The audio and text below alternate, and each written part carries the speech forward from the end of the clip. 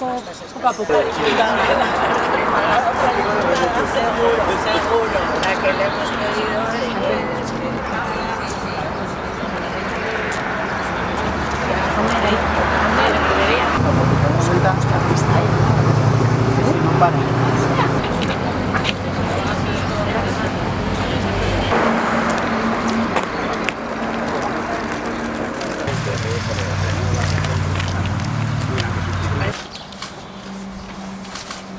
Vale, un segundo.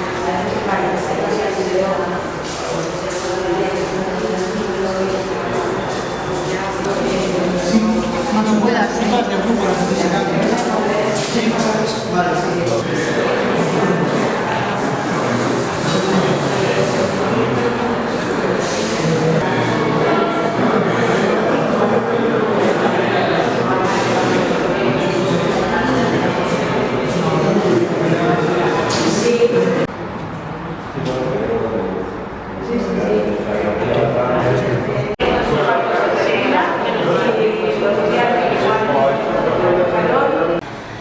Alkate Andrea, sailburu ordea, ETS-ren eta Euskotrenen zuzendariak, lagunok, egunon.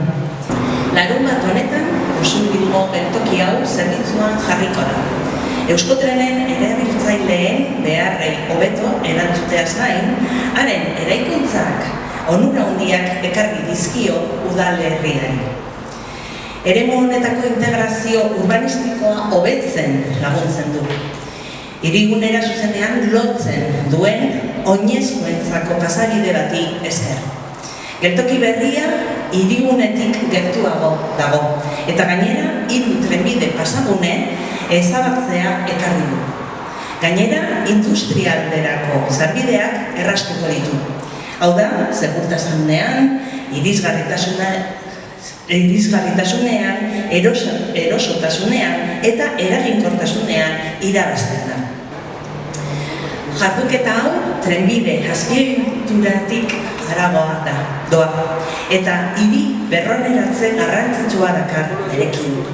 Kasu honetan, 4.000 metro kuadro baino gehiagoko azelera hartzen du eta horietatik 2.000 baino gehiago loretegi eremuak dira. Oinezkoentzako lotura guztiak errazten ditugu. Erosotasuna hobetzen dugu nasa eta markezina zabalekin, baina albistapena ere hobetzen dugu. Eta aprobetxatu dugu trenbideetan segurtasun sistema modernoagoa bat ezartzeko ere, RTMS sistema. Eta harago joango gara, izan ere, Victor Goikoetxearen esku hartze artistiko bat izango dugu, espazio hau balioan jarriko duen obra bat. Eta laizter, hasiko da gauzatzen. Duela urte bete inguru, elkartu ginen hemen, geltoki berriko lanen martxa, zer nolakoa zen ikusteko, orduan ere egun eguzkitsua eta beroa tokatu zitzaigun, hori esaten dion, Susana Usurbira etortzen denean eguraldi ona eta beroa ekartzen digula, gaurko eguna bezala. Eta orduan egindako agerraldian aipatzen genuen 2026ko urte hasierarako jarriko zela martxan tren geltokia. Zertxo bait atzeratu da, baina ni ustez orduan emandako hitza bete egin dela. Eta zentzu hortan, gaurkoa egun garrantzitsua da Usurbilgorriarentzat. Sailburuak aurreratu duen bezala bihar osoki eta egunean zabalduko delako tren geltoki berria. Usurbilek behar zuen, Usurbilek merezi zuen, halako garraio azpiegitura eta halako tren geltoki moderno eta batez ere irisgarri bat izatea, eta zentzu horretan guretzako gaur pozteko eguna da. Gisa honetako obrak luze jotzen dute, eta obra honek gainera bazituen konplexutasun asko. Ia 3 urte baino gehiagoz luzatu den obra honetan ez da inoiz tren zerbitzua eten, eta hori nabarmendu egin nahi dut, obra honek ez diola eragin tren zerbitzuari, eta hortan uste ETS-eko arduradun teknikoen profesionaltasuna nabarmendu nahi bazituelako, esan bezala bere zailtasunak, obrak asko gauez egin dira, horrek sortzen ditu zaratak, eguneroko joan etorrietan trabak eta bat, baina nik uste dut emaitza ikusita merezi izan duela, askotan obra guztiek merezi izaten dutelako.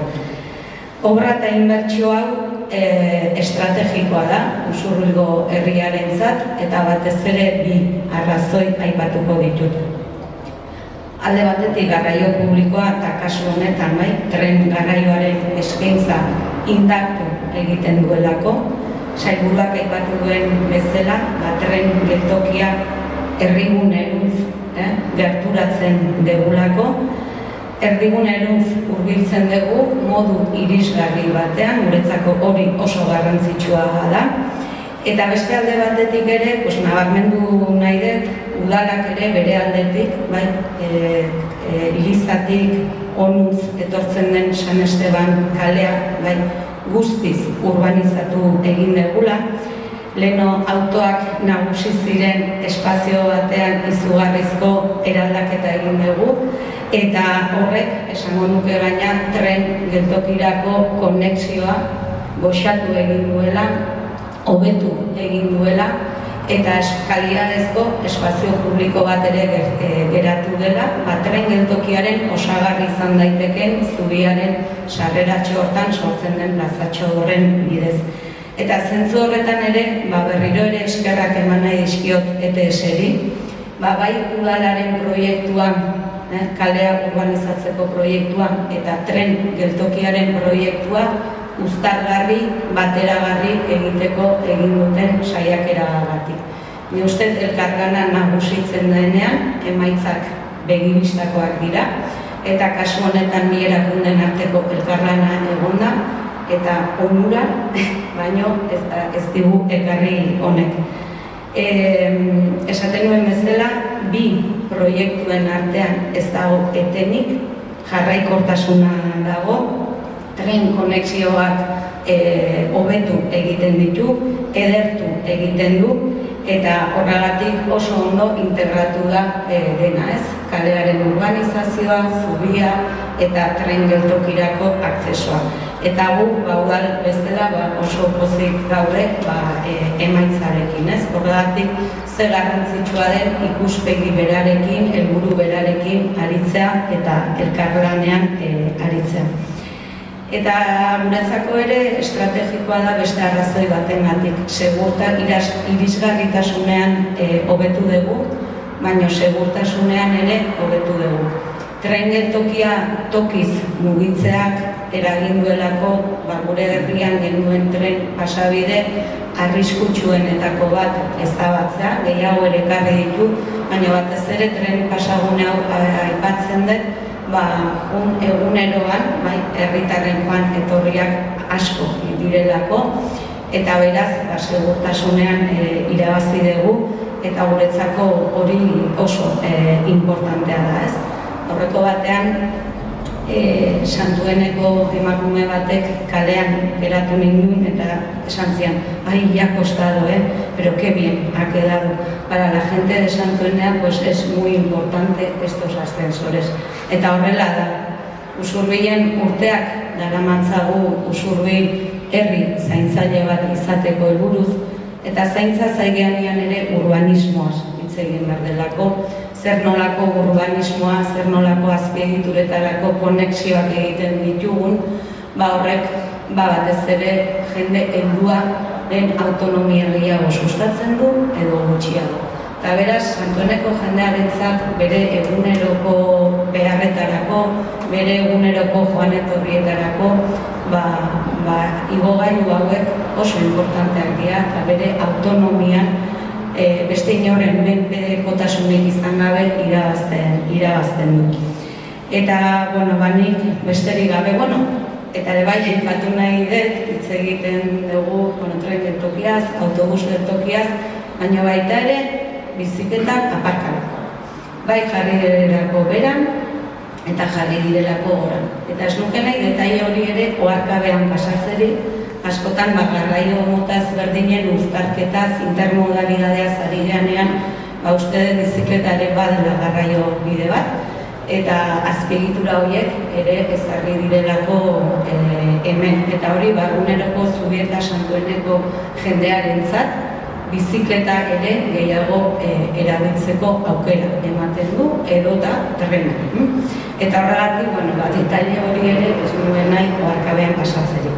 Nire aldetik berriro ere, hasi naizen bezala eskerrak ETS-eri, eskerrak Eusko Jaurlaritzako garraio sailari, inbertsioa gure herrian egiteagatik. Uste nuen Usurbil tokatzen zitzaiola ja, inguruko herriekan egin dira inbertsioak, gure herrian tokatzen zen. Nire ustez zegoen zor bat gure herriarekin eta zor hori kitatu dela ulertzen, beraz nire esker.